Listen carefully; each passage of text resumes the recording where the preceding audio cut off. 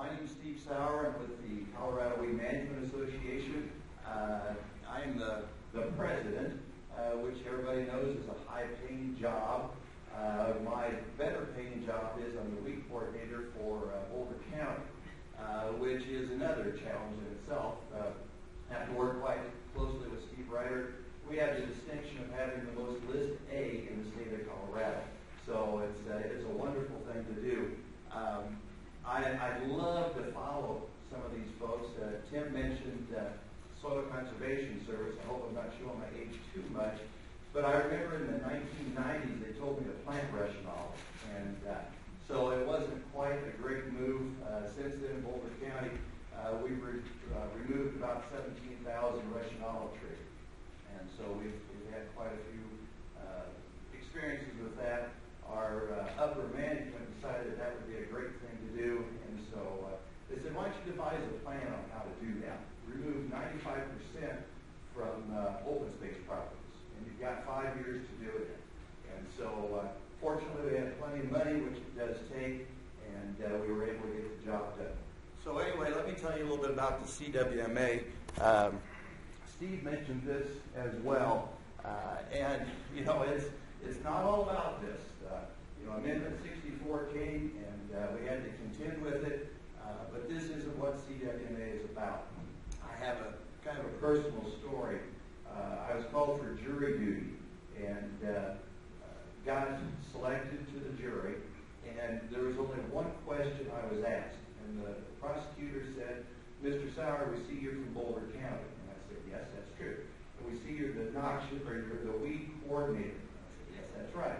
And he said, this is a drug trial. Are you going to have any problem with that? And I said, no, I think I can sit on the jury and be just fine.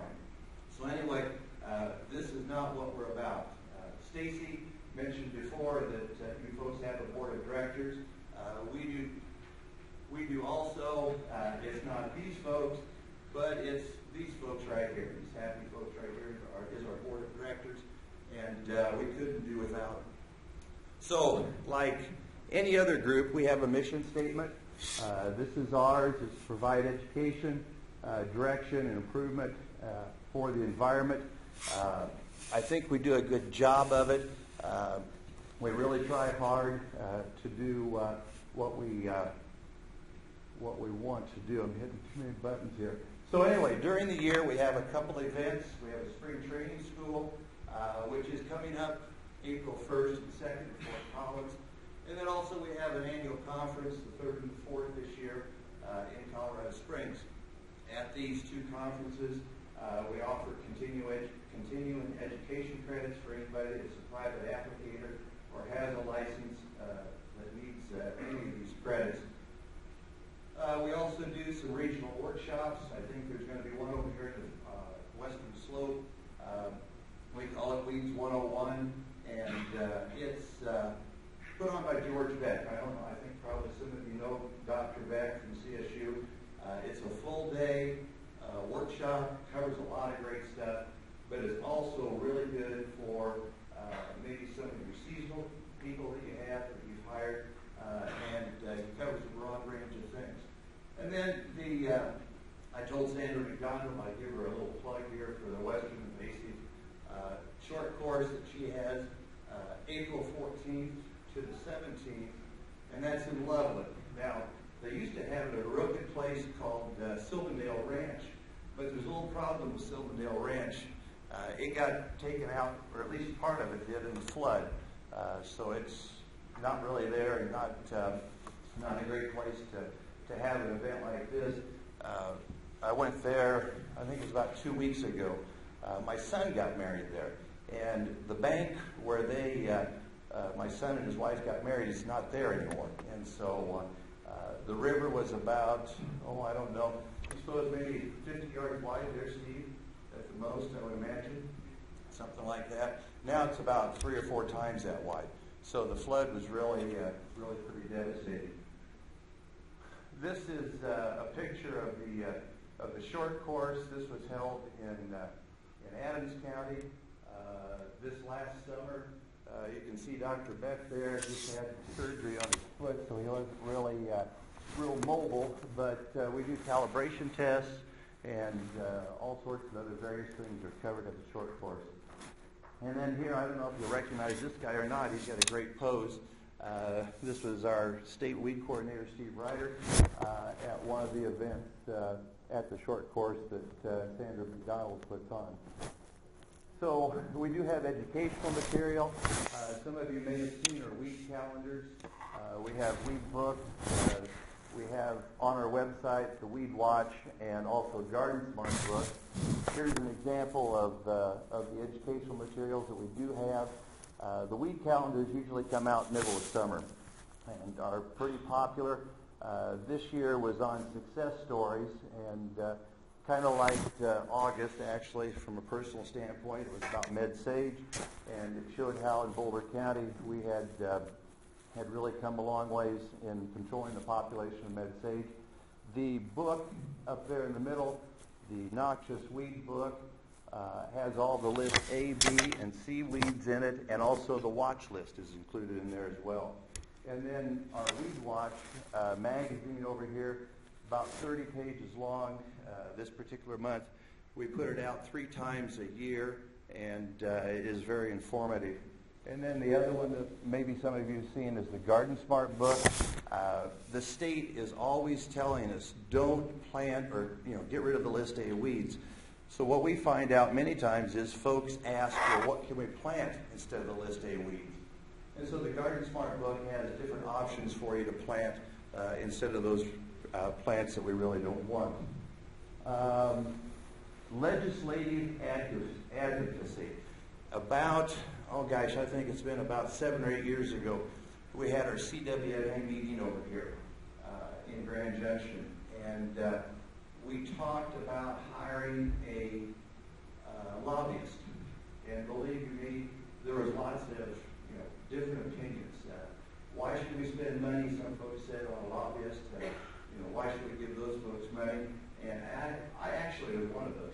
I didn't, really think that maybe it might be a great deal, but it has turned out to be a little bit more beneficial than I thought. These are some of the things that were addressed last year. One of them was the Sunset of the Noxious Weed Advisory Committee that was taken care of. NPDES, maybe some of you folks are aware of that. That's something that's come into play. We've done some work on that with the Colorado Department of Health and Environment to make sure that we've got somebody in place that can actually answer the questions that we need answered. It's a little bit vague in some cases. We really don't know everything that we're supposed to do, so this person kind of helps us out. The third one there, we did through legislation, and it probably won't show up for a couple of years.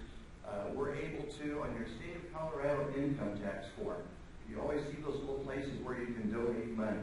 Well, we were fortunate to get something on there. It's going to be on there, Colorado for Healthy Landscapes. And it's a place where I encourage you, if you're concerned about noxious weeds, to please donate. I'm finding out a lot of stuff about legislation. And I find out that it does take a little bit of time to get some of these things done. So we've been working on this for, I think a couple of years now. I've told that we're second in the queue, whatever the heck that means. And I guess it probably means we're going to come up to be on the state income tax form here before very long. And then the last one here is something that we're really excited about. It's been passed through the Joint Budget Committee that we're going to get some extra funds this year if something doesn't happen between the Joint Budget Committee and when the bill gets signed. So these are going to be funds that we can provide for the CDA to have extra grants to be put out to county weed managers and other folks, not only for List A weeds, but probably for List B weeds as well. Here is a picture of our legislature, our lobbyist there on the left, and Ron Mabry, who some of you might know, our past CWMA president. And let's see. So we're also working on some research projects. The biggest one is economic impact study. Everybody says, what in the heck do weeds cost? What do they cost us in dollars? So what we did, This last year, in conjunction with Colorado Department of Ag, some counties, and some other folks with CSU, we decided to do an economic impact study. We had Dr. Marshall Fraser from CSU coordinate the project. This is a map of the state of Colorado. First of all, let's back up. We wanted to see what the impact study of 10 weeds would be. And those weeds were milfoil, irrigation water milfoil, cheatgrass, the knapweeds, and the thistles. And so we took this map here that showed some of the infestations of those weeds. The problem that we have is, if you can see out there in eastern Colorado, we didn't get all the reporting that we should have, and in some of the other counties as well. So what we came up with was this, that it cost us approximately $14 million in 1 year. The economic impact of these weeds was that amount. So to ag production, $4 million, wildlife habitat, 5, and recreation a little over 4. I think this number is low. I think if we would have had the proper reporting and done more than the 10 weeds, we would have been, several $1 million higher than this. So what we're going to do is we're going to try to do a phase 2 of this study to get a better idea of what these weeds cost us. And I think it puts in perspective for everybody about how much of a problem they actually are. We do some scholarships. CWMA does. We had the Ray Kessler Memorial Scholarship. We gave out 2 $750 scholarships for folks to go to the Western Invasive short course. And then also we had a Pulling from Colorado event, a volunteer event at Bar Lake, up in Adams County by Denver. This is a picture of the folks out there. I don't know what they were pulling exactly. It looks like thistle, but everybody had a great time, at least for a little while. And so it wasn't too bad. Anyway, that's kind of a short outline of what the CWMA is. On a little plug, we'd love to have you as a member. Please go to the CWMA.org website, and anybody is welcome to join that has any type of interest in weed management. So anyway, I think that's about my time. If anybody has any questions, I'd be happy to answer them. Yes? How are your weed districts funded? Are they funded through county bill or?